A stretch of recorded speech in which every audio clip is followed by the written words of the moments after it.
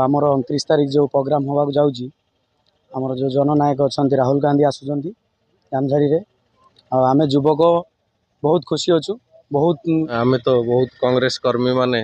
सिमुलिया खैरा निर्वाचन मंडलवासी समस्ते उत्साहित अच्छा जे बहु वर्ष पर आम जानी पिला बेले आम जानी जे राजीव गांधी आमर आसते पिला बेले आम छोट होइतलु आम देखि पार नथिलु किंतु आज राहुल गांधी आसवा शुणी समस्ते आनंदित एवं आमर कांग्रेस कर्मी बहुत उत्साहित एवं सिमुलिया खैरावासी समस्ते वर्षमान उत्साहित अच्छा जाओ सिमुलिया निर्वाचन मंडली को राहुल गांधी आसुँच आपण मैंने भी खुशी हवा दरकार ये जिनस समस्त जनवा दरकार जे राहुल गांधी आमर सिमुलिया निर्वाचन मंडली को आसुँच मोदी आसतु मोदी जीवा समय आसगला 4 तारिख दिन जाऊँच मोदी मोदी आ 4 तारिख पर देखा आप देखिए खाली राहुल गांधी आपन देखुए राहुल गांधी जो छिड़ा होती जनसमुद्र सी तो प्रधानमंत्री होकर एत लोक ना सी 10 वर्ष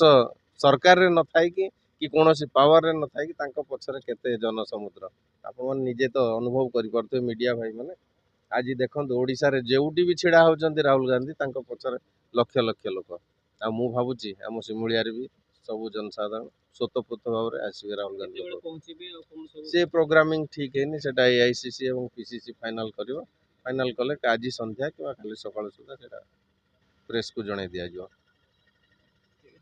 आमर 29 तारिख जो प्रोग्राम होगा जाऊँगी आमर जो जननायक अच्छा राहुल गांधी आसुँच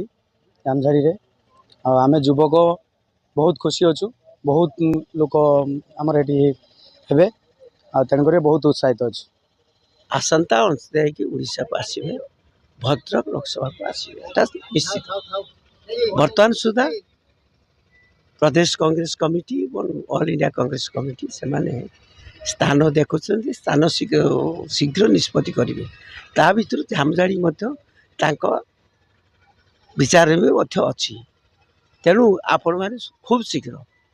काली हे तो सब कथा जानीचे एवं प्रदेश कांग्रेस कमिटी टोर प्रोग्राम विषय घोषणा कर तेणु राहुल गांधी आसुँच 29 तारिख भद्रक लोकसभा क्षेत्र को एटा सुनिश्चित एवं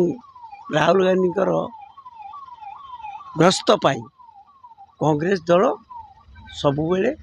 प्रिपेयर कर माने प्रस्तुत अच्छी एवं एटी बहु संख्यार लोक आसवे कहीं लोकमत बर्तमान कांग्रेस सपक्ष अच्छी जेहेतु लोकमत कांग्रेस सपक्ष अच्छी गोटे परिवर्तन लहरी सारा ओडिशा रे भद्रक लोकसभा विशेषकर प्रभावित होती परिवर्तन पाई परिवर्तन प्रतिनिधि मान।